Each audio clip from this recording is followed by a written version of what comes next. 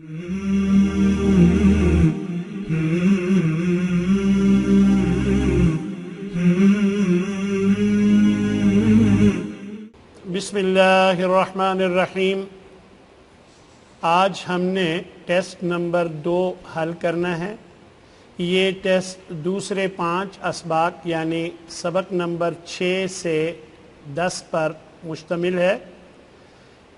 Test से पहले एक नज़र पिछले असबाक के खुलासे पर।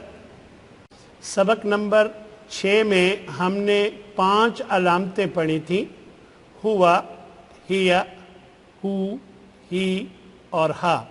हुआ और हिया ये दोनों वाहिद मुज़क्कर और वाहिद मुअन्नस को ज़ाहिर करते हैं।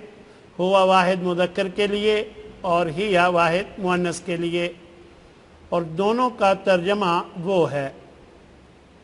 हुआ और हिया के बाद अगर अल वाला इसम हो, यानी ऐसा इसम हो जिसके शुरू में अल हो, तो उसमें ताकीद का मफ़हूम होता है और उसका तर्जमा ही किया जाता है। इसी तरह हु, ही, हा ये 3 अलामतें इसमों, फ़ेलों और हरफों के साथ मिलकर इस्तेमाल होती हैं। हु, ही वाहिद मुज़क्कर के लिए और हा वाहिद मुअन्नस के लिए, और कभी हा का इस्तेमाल जमा के लिए भी होता है।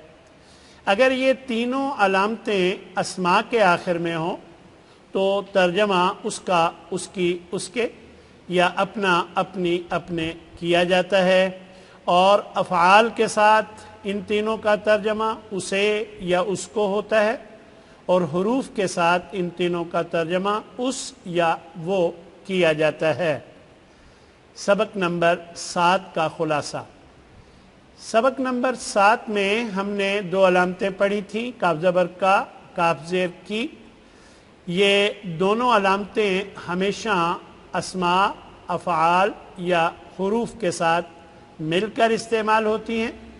का जो है ये वाहिद मुज़क्कर के लिए और की वाहिद मुअन्नस के लिए। अगर ये दोनों अलामतें इसम के साथ हों, यानी इसम के आखिर मिली हुई हों, तो तर्जमा तेरा, तेरी, तेरे या अपना, अपनी, अपने किया जाता है, और फ़ेल के साथ इन दोनों का तर्जमा तुझे, आपको या आपसे किया जाता है, और हुरूफ के साथ इनका तर्जमा तू, तुझ, तेरी वगैरह से होता है। अगर काफ ज़बर का इसम के शुरू में आ जाए तो ये तशबीह के लिए होता है, और इसका तर्जमा की तरह, मानिद या मिसल वगैरह किया जाता है। सबक नंबर 8 का खुलासा। इस सबक में हमने 3 अलामतें पढ़ी थी, हुमा, कुमा और तुमा। ये तीनों अलामतें तादाद में 2 होने को ज़ाहिर करती हैं। हुमा वो दोनों, कुमा तुम दोनों, और तुमा तुम दोनों। कुमा और तुमा में ये फ़र्क है कि कुमा इसम, फ़ेल, हर्फ तीनों के साथ आ जाता है, और तुमा जो है ये सिर्फ फ़ेल के आखिर में ये अलामत आती है। सबक नंबर 9 का खुलासा। सबक नंबर 9 में हमने 3 अलामतें पढ़ी थी, हुम, कुम और तुम। ये तीनों अलामतें जमा मुज़क्कर को ज़ाहिर करती हैं। हुम कभी अलग इस्तेमाल होता है, कभी मिलकर। अगर ये अलग इस्तेमाल हो तो फिर इसका तर्जमा वो सब किया जाता है, और अगर ये मिलकर इस्तेमाल हो फिर देखा जाता है कि अगर ये अस्मा के साथ मिला हुआ है तो तर्जमा उनका, उनकी, उनके या अपना, अपनी, अपने किया जाता है, और अफ़आल के साथ इसका तर्जमा उन्हें या उनको किया जाता है। हुरूफ के साथ अगर ये अलामत आए तो तर्जमा उन सब या वो सब किया जाता है। हुम के बाद अगर अल वाला इसम हो, यानी ऐसा इसम हो जिसके शुरू में अल हो, तो बात में ज़ोर पैदा हो जाता है और तर्जमा में ही का मफ़हूम शामिल हो जाता है।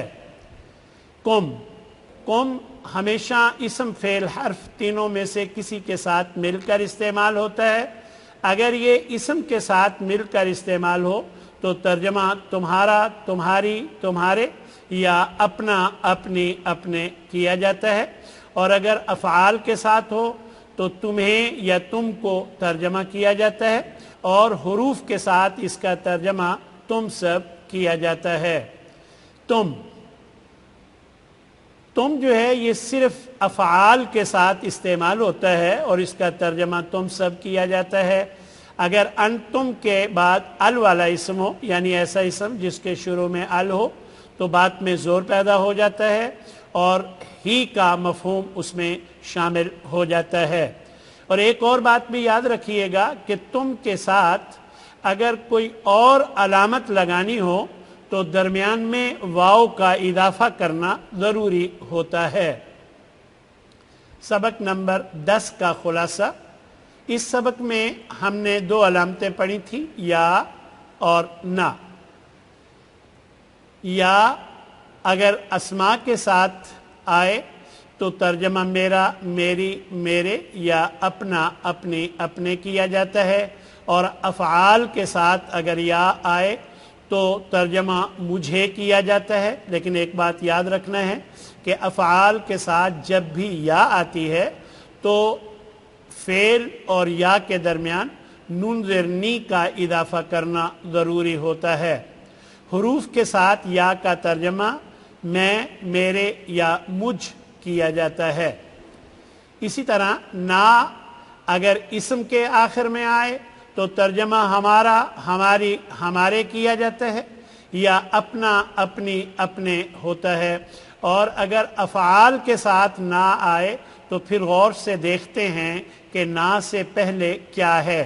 اگر نا سے پہلے سکون ہو تو ترجمہ ہم نے کیا جاتا ہے، اور اگر نا سے پہلے زبر یا زیر ہو تو ترجمہ ہمیں کیا جاتا ہے۔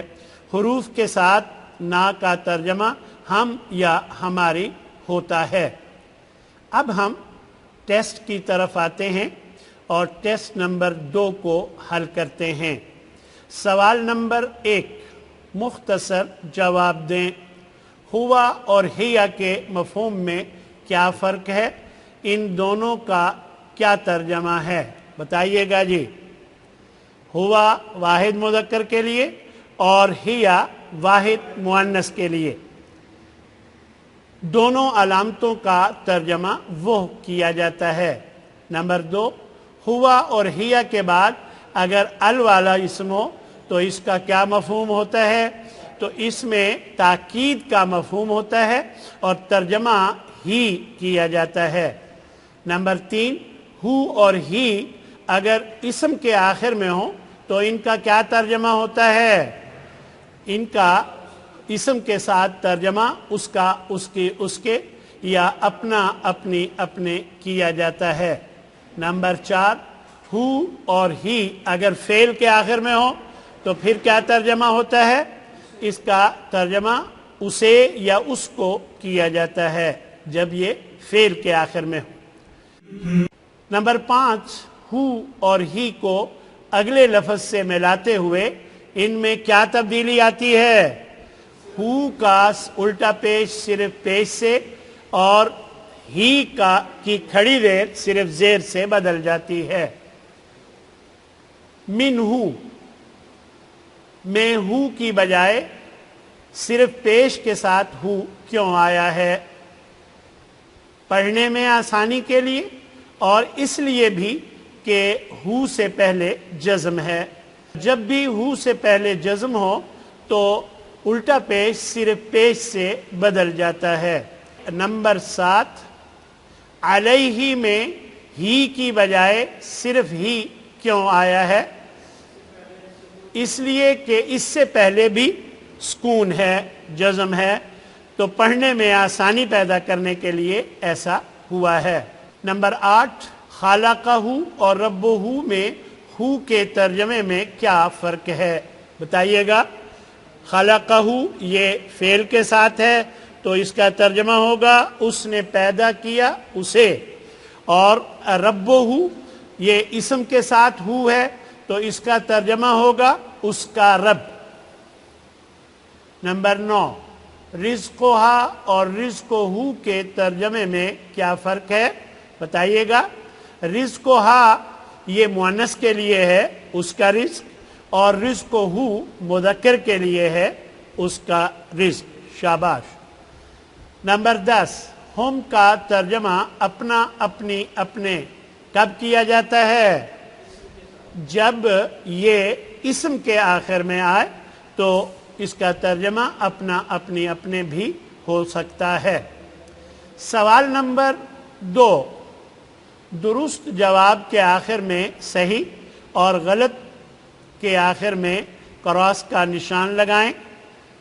نمبر 1، کاف زبر کا مذکر کے لیے اور کاف زیر کی مؤنث کے لیے بتائیے گا جی. درست ہے، شاباش. نمبر 2، کاف زبر کا اور کاف زیر کی اگر اسم کے آخر میں ہو تو کیا ترجمہ ہوتا ہے؟ تجھے، تجھے ترجمہ ہوتا ہے. کیا یہ صحیح ہے یا غلط ہے؟ یہ غلط ہے.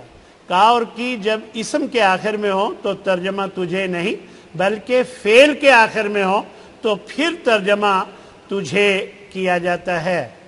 فعل کے آخر میں کاف زبر کا اور کاف زیر کی ہو تو ترجمہ اپنا، اپنی، اپنے ہوتا ہے. کیا یہ صحیح ہے؟ یہ غلط ہے. شاباش. نمبر 4، کاف زبر کا اگر اسم کے شروع میں ہو تو اس میں تشبیہ کا مفہوم ہوتا ہے. کیا یہ درست ہے؟ جی درست ہے. شاباش. جی نمبر 5، ہما، کما اور تما یہ تینوں علامتیں تعداد میں 2 کو ظاہر کرتی ہیں. کیا یہ ٹھیک ہے؟ بالکل درست. شاباش.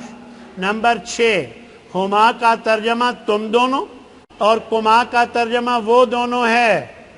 غلط ہے، کیونکہ ہما کا ترجمہ وہ دونوں اور کما کا ترجمہ تم دونوں ہوتا ہے. بالکل صحیح. نمبر 7، ہم، کم، تم یہ تینوں علامتیں جمع مؤنث کی علامتیں ہیں. جی بتائیے گا جی. غلط. شاباش. نمبر 8، اعمالہم کا ترجمہ ان سب کے اعمال اور اعمالکم کا ترجمہ تمہارے اعمال ہے. کیا بتائیے، کیا یہ درست ہے؟ جی درست ہے. نمبر 9، ہم اگر اسم کے آخر میں ہو تو ترجمہ ان کا اور فعل کے آخر میں ہو تو ترجمہ انہیں کیا جاتا ہے. بتائیے گا. یہ درست ہے. شاباش. نمبر 10، کم جب اسم کے آخر میں ہو تو ترجمہ تمہیں کیا جاتا ہے. جی بتائیے گا. یہ غلط ہے. سوال نمبر 3، علامت پہچان کر غلط ترجمے کو درست کیجئے. عندہ، تیرے پاس. جی درست کریں جی. شاباش. اس کے پاس. بالکل درست. طعاموں کا، کھانے کی طرح. جی بتائیے گا اس درست ترجمہ کیا ہے؟ تیرا کھانا. بالکل درست. شاباش. خلقہ کا، اس نے پیدا کیا مجھے. درست ترجمہ کیا ہوگا؟ اس نے پیدا کیا تجھے. صراطی، تیرا راستہ. اس کا درست ترجمہ کیا ہوگا؟ جی میرا راستہ. شاباش. علمہا، اس مذکر کا علم. اس کا درست ترجمہ کیا ہوگا؟ اس مؤنث کا علم، کیونکہ ہا واحد مؤنث کی علامت ہوتی ہے. قلوبنا، تمہارے دل. بتائیے گا یہ غلط ہے. اس کا صحیح ترجمہ کیا ہے؟ ہمارے دل. شاباش. ارحمہما، ہم پر رحم فرما. جی کیا ترجمہ اس کا صحیح ہونا چاہیے؟ ان دونوں پر رحم فرما. یہدیکم، وہ ہدایت دیتا ہے تجھے. اس کا صحیح ترجمہ کیا ہے؟ وہ ہدایت دیتا ہے تمہیں. شاباش. ظلمتم، ان سب نے ظلم کیا. جی بتائیے اس کا کیا صحیح ترجمہ ہے؟ تم سب نے ظلم کیا. قتلتموہم، انہوں نے قتل کیا. یہ غلط ترجمہ ہے. آپ بتائیے گا اس کا صحیح ترجمہ کیا ہے؟ تم سب نے قتل کیا انہیں. کیونکہ فعل کے آخر میں جب ہم آتا ہے تو اس کا ترجمہ انہیں کیا جاتا ہے۔ سوال نمبر 4، خالی جگہ پر کریں۔ نمبر 1، کاف زبر کا اگر اسم کے آخر میں ہو تو ترجمہ جی کیا کیا جاتا ہے؟ تیرا، تیری، تیرے، یا اپنا، اپنی، اپنے۔ شاباش، بالکل صحیح۔ نمبر 2، علمتنا، تو اس کا کیا ترجمہ ہے؟ علمتنا، جی بتائیے گا۔ تو نے علم دیا ہمیں یا تو نے سکھایا ہمیں ہوتا ہے، بالکل درست۔